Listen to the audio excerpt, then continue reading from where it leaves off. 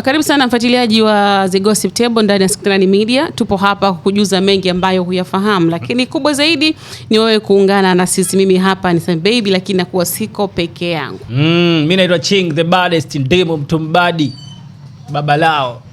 Safi kabisa, lakini mwenzetu vipi kwa upande wako? Umesubscribe au unatuangalia tu? Sawa, kumekuwa na desturi ya wasanii au watu maarufu kutoka kwenye dini ya Ukristo kwenda kwenye Uislamu, na maanisha kuslim, lakini mwisho wa siku hawatulii huko wanakohamia. Yaani wanaenda sasa, sijui ni kwa ajili ya mkumbo ama kwa ajili ya fashion, kwamba mbona ni fashion ni kuslim, au kwa sababu tu ya kitu fulani, kwamba maslahi binafsi. Imetokea kwa baadhi ya watu maarufu ambao waliwahi pia kubadilisha dini kwa ajili ya mahusiano, na baada ya mahusiano kuvunjika wakaamua kurudi kwenye dini zao. Mfano mzuri ni Irene Uwoya. Irene Uwoya aliwahi kuwa mke wa marehemu Ndikumana na alifunga ndoa ya Kristo, lakini baada ya kutaka kufunga ndoa na Dogo Janja alisilimu akawa Muislamu. Baada ya ndoa kuvunjika akarudi kwenye Ukristo ndugu yetu. Mpaka amekuwa mtumishi. Anasifu na kuabudu, anakemea mapepo na kuyafukuza kwa jina. Ndio. Tukasikia tena tunamfahamu Chibaba, mke wake Alifola Mvungi. Fola Mvungi ni msanii wa Bongo Movie. Naye alisilimu, akaitwa Bi Hadija. Ile ndoa ikaenda mpaka wakapata watoto, haikudumu, wakaachana. Na tunamuona Flora haishi kwenye ule Uislamu, itimisi karudi kwenye Ukristo. Story ambayo tumeipata hivi karibuni kutoka kwa Sheikh World ni kuhusiana na Jackie Wolper. Anasema kwamba Jackie Wolper aliwahi kusilimu pia. Kitu jina fulani hivi kama Ilham Alim, sijui kitu kama hicho, Ilham nadhani. Hatujui alisilimu kwa sababu gani, alipenda Uislamu au kuna mahusiano alipita hapo akaamua kusilimu, au alifuata mkumbo, hatuwezi jua. Na yeye tunamuona sasa hivi anaishi kwenye Ukristo, japo hivi karibuni alisema kwamba anatamani watoto wake pia wafuate mambo ya Kiislamu, dini ya Kiislamu. Anapenda wasikize nyimbo za Kiislamu. Sasa labda kuna Uislamu na Ukristo ndani yake. Hivi mtu unaweza kuwa Muislamu na kuwa Mkristo? Haiwezekani. Yaani lazima uchague sehemu moja. Na uzuri zaidi kwamba dini haitaniwi. Yaani usichezee dini, usitanie dini. Sio, umeelewa? Yaani ukiamua kuingia kwenye dini, kama we ni Mkristo, umeamua kuingia kwenye Uislamu, maana ulishajua hii ndio dini sahihi na umeamua kufanya maamuzi kuingia kwenye dini. Kwa maana tayari ulishasomeshwa au ulishajengwa imani au ushatambua imani yako tayari imehamia kwenye dini ya Kiislamu. Si kwa sababu ya mpenzi au kwa sababu ya kitu au kwa sababu ya mtu. Hapana. Iwe ni sababu ya Mola wako au kwa sababu ya dini ya Kiislamu na mafundisho yake. Si ndio, unanielewa? Sasa tunawaona watu maarufu wengi wanasilimu kwa sababu tu wapate hizo ndoa Ching. Sasa hiyo inakuwa ni mbaya kwa sababu Mungu ataniwi kwenye swala la dini. Unanielewa? Bora usitiki kwenye dini yako moja, tujue kwamba wewe ni Mkristo, umekataa kuolewa kwa sababu wewe una imani ya kidini yako ya Kikristo. Au kafunga hata ndoa ya serikali tu. Na haiwezekani. Unajua mkifunga hii si kwa ubaya. Ndoa ya kiserikali imepitishwa kiserikali. Unaelewa? Lakini ndoa ambayo halali, ambayo sisi tunajua ni ndoa ambayo kwa Kiislamu ni kufunga ndoa ambayo msikitini, hata nyumbani, umeelewa, unafungishwa tu ndoa ambayo Mungu anaitambua kwa kidini. Umeelewa? Ya Kikristo pia inatambulikana, inafungwa kanisani na kwa kidini. Umeelewa? Kwa maana hapo lazima mtu uchague dini yako ambayo halali wewe, ambayo naamini kwamba hii ndo dini ya ukweli. Na ndo nimeamua mimi kuingia kwenye dini hii. Kuna wengine wamezaliwa kuwa Waislamu kama sisi, tunaweza tukasema chimbuko letu tumezaliwa kuwa Waislamu, si ndio? Kwa maana pale ambapo mimi nabadilisha dini tayari nishajua kwamba dini ya Kiislamu mimi sijaielewa, naingia kwenye dini ya Kikristo. Au mtu wa Kikristo kutoka kwenye dini ya Kikristo kuingia kwenye dini ya Kiislamu, ni udini pale unafuata, yani ni kitabu cha dini. Wewe unafuata nini? Muongozo na the way mashehe, mapadri, the way wanavyofundisha. Na kila mtu ana imani. Kuna wengine hawana dini kabisa, wanakuwa pagani. Ndio. Umeelewa? Yani yeye aamini, ndo hao ambao wanasema mtu mpagani anaweza kafunga ndoa ya kanisa ya mahakamani. Ya mahakamani ya serikali. Kwa sababu yeye hana dini. Wengine za kimila. Za kimila hizo hivyo. Umenielewa vizuri?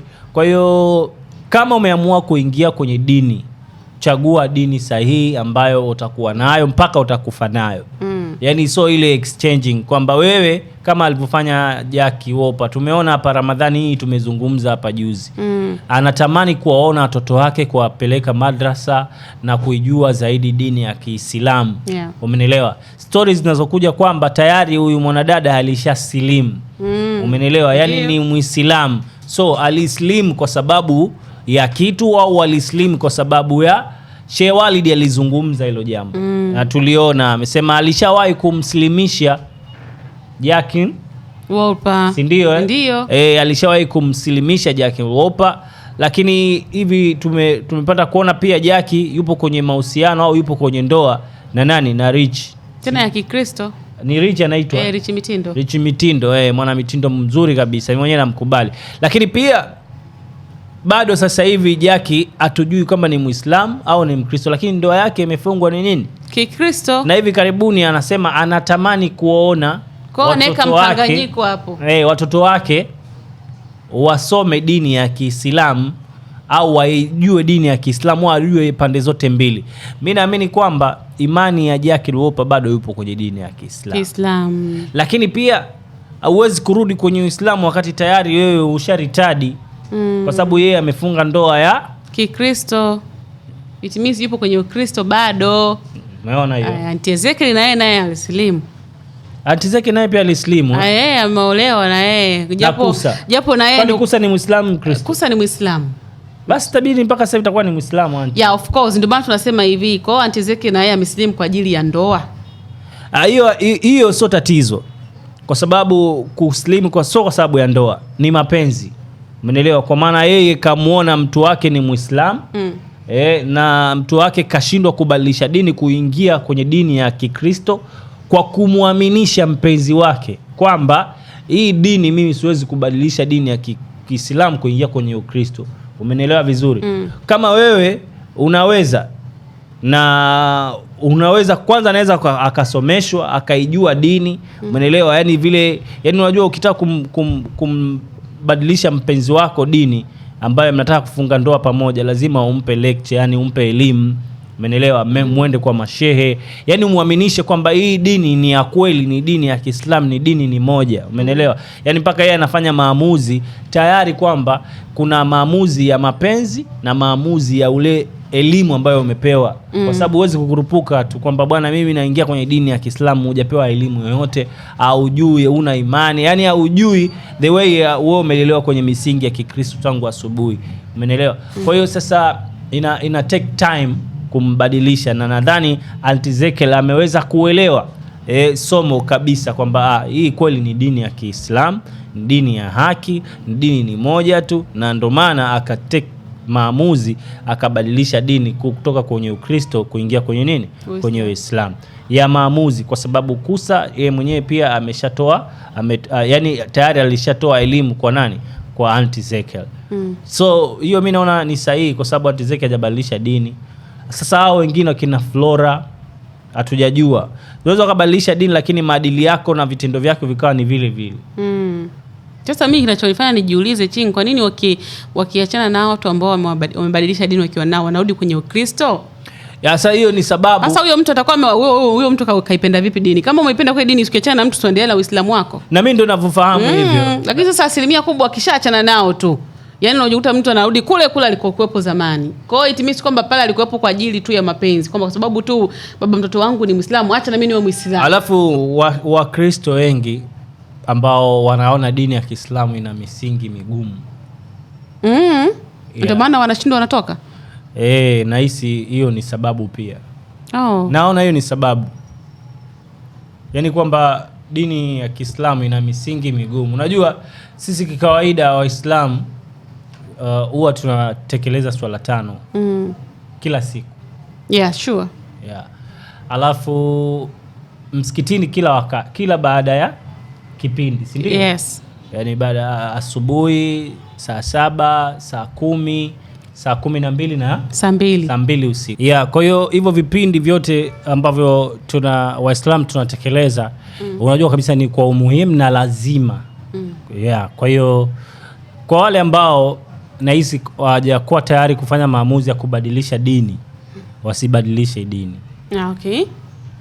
Wengine wanakurupuka. Wewe wasibadilishe dini kwa sababu sasa wanamtania Mungu. Unaelewa? Na ndio maana nimetoa mfano hapo, Waislamu wengi sana hujawahi kuona kutoka kwenye dini yao kuingia kwenye dini ya Kikristo. Ukianza kupiga hesabu, wengi Waislamu ambao wametoka kwenye dini ya Uislamu kuingia kwenye Kristo ni wachache kuliko ambao wametoka kwenye dini ya Ukristo kuingia kwenye dini ya Uislamu.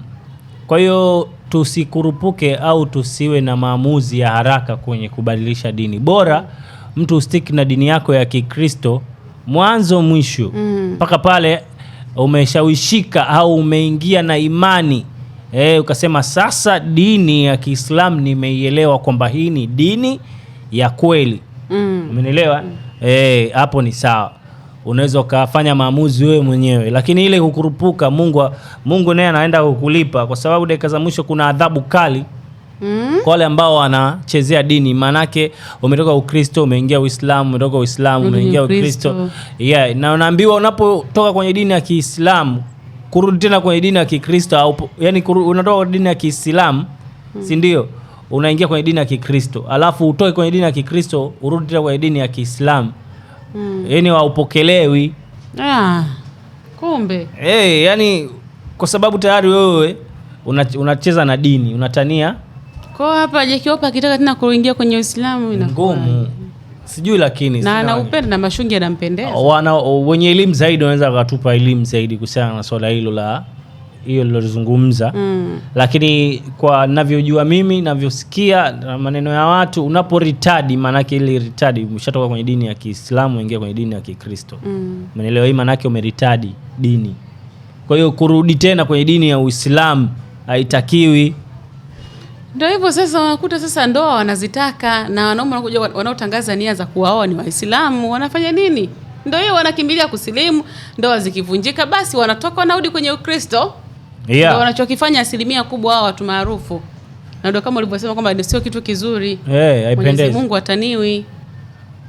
Kama mnaamua kuwa Muislamu, kuwa tu Muislamu ndugu yangu, lakini hizi kuendekeza ndoa zenyewe hazidumu. Tena ndoa za kukurupuka. Unajua ndoa zao siku hizi ni za kukurupuka. Wakristo wengi wanasema dini ya Kiislamu ina masharti magumu. Mbona masharti gani sasa? Mbona tamna? Wewe umeelewa katika misingi ya Kiislamu kwa maana umekuwa nayo tangu mdogo. Si ndio? Kuna wengine ambao wamelelewa katika mazingira au kwenye dini ya Kikristo ambao wamekuwa na wameaminishwa na wanaamini sio kuaminishwa, na ndio iko hivyo. Si ndio? Kila mtu ana imani na dini yake. Kuna wengine tumesema hapa hawana dini kabisa. Yani wao hawana dini, wanaishi na bora sisi kwetu hapa Tanzania tunajua kwamba kuna dini. Kuna wenzetu huko mabara ya Ulaya huko yani hawaamini kabisa kama kuna Mungu.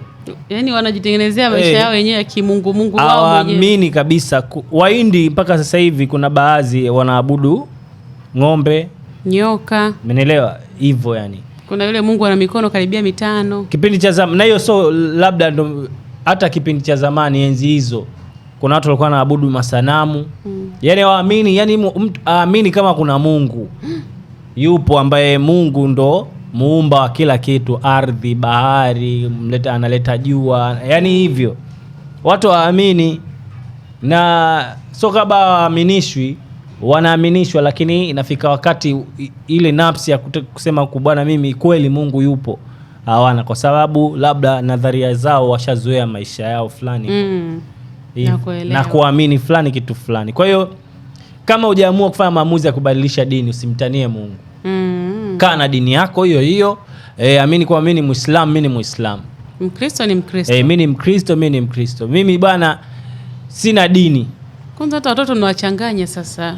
Watoto mnawavuruga. Ni noma sana. Unajua ni mbaya sana. Haipendezi kiukweli. Hii imetokea kwa Jaki, si ndio? Imetokea kwa Jaki kwa mujibu wa Sheikh Walid, anasema alishawahi kumsilimisha. Na kama aliwahi kumsilimisha kwa maana mpaka sasa hivi na ndoa yake inaonekana kwamba ya Kikristo imefungwa. Kwa hiyo nadhani si kwa ubaya, lakini pia kuna kujifunza ndani yake kwenye hili jambo. Umeelewa? Kuna kujifunza zaidi, na kujifunza yenyewe kama Jaki, unajua kila mtu ana maisha yake.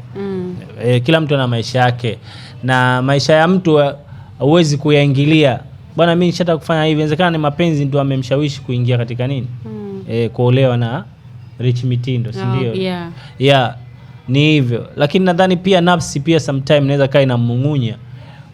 Baada ya Ramadhani alivyozungumza kwamba anatamani watoto wake wangejifunza dini zote. Ndiyo. Kwa maana kuna vitu tayari alishaviona kwa watoto na kwake. Kwa maana yeye anajua tayari mimi kama jogoo lishawika. Umeelewa? Kama maji yashajaa au vipi bana? Kupo anakuja kwa maji. Kwa hiyo yeye hana pa kukimbilia, anaona basi hivyo. Lakini Mwenyezi Mungu pia anasema anasamehe madhambi yote. Yes. Ndio. Kwa hiyo yes, time bado ipo, lakini pia na maamuzi yake aliyochukua ni sahihi kwa sababu kila mtu ana imani na imani yake. Mtu mwingine aamini kabisa dini ya Kiislamu. Yes. Yaani wewe utaenda utasoma kila aina ya aya, utampa kila ya ushuhuda, lakini hawezi kuamini. Na kuna wengine aamini kabisa kwamba dini ya Kikristo sio dini ya haki. Umeelewa? Yaani wewe utaenda na kila aina ya mazabao, yeye imani yake ana imani iko hivyo. Kila mtu ana imani yake. Yeah. Kikubwa tunachokizungumza kwamba kwenye dini hizi mbili zote sisi tunamwabudu Mungu mmoja. Umeelewa? Sote tunamwabudu Mungu mmoja, lakini tusiingie sana kwenye dini. Wanaojua dini nadhani watatusaidia. Sote tunamwabudu Mungu mmoja ambaye Mungu huyo anatupa uhai, anatupa uzima, anatupa riziki na tunaishi tunapumua. Kitu ambacho nataka kuzungumza kwenye maamuzi, decision making. Kwenye maamuzi. Angalia unachokiamua, simamia maamuzi yako. Sawa, sisi tulikuwa tukizungumzia hiyo issue, lakini pia tumegusia zaidi kitu ambacho amekizungumza Sheikh Walid kwamba aliwahi kumsilimisha Jackie Wolper, lakini tukashangaa tena Jackie Wolper tunamwona kwenye Ukristo na baadaye tena anaomba, yani anatamani kama watoto wake wangekuwa kwenye Uislamu. Maoni yako ni hapi kuhusiana na hiki ambacho tumezungumza hapa na issue pia ya wasanii wengine kubadilisha dini kufuata mkumbo ama kuifanya dini kama fashion ama wengine kubadilisha dini kwa ajili ya maslahi tu ya kupata ndoa? Maoni yako ni yapi hapo? Shusha komenti yako, utakuwa umetisha vibaya mno. Kuliko ni kuninili, tuambie tu hapo. Kuna wengine bwana. Sawa, lakini Chingling anakujuza tunapatikana vipi kwenye mitandao yote ya kijamii? Kwenye Instagram 69 Media TZ, Facebook 69 Media TZ, YouTube kama kawaida hapo subscribe, bonyeza alama ya kengele. Yes. Au vibana comment zako pia tutakuwa tutapitia hapa na nini, inakuwa ni vizuri ukidondosha comment, inakuwa ni ubabe. Ukweli ni kwamba hii ni The Gossip Table, tumezungumza vitu vingi sana na sasa tulipita kwa Sheikh Walid baada ya kumsilimisha Gigimani. Na akakumbushia kwamba kumbe tayari alishamsilimisha Jackie Wolper. Na imekuwa surprised kwetu na tukaona asiko ubaya wala si kinyonge tuweze kuelezea kwa namna yoyote ile kumwangalia, je, kuna chochote ambacho Jackie anaweza akazungumza kuhusiana na kweli kwamba alislimishwa na nini, na kweli kwamba sasa hivi anatamani kuona watoto wake pia labda big time bana. Hapa ni The Gossip Table, mimi naitwa Ching the Baddest, ndimo mtumbadi baba lao. Ivo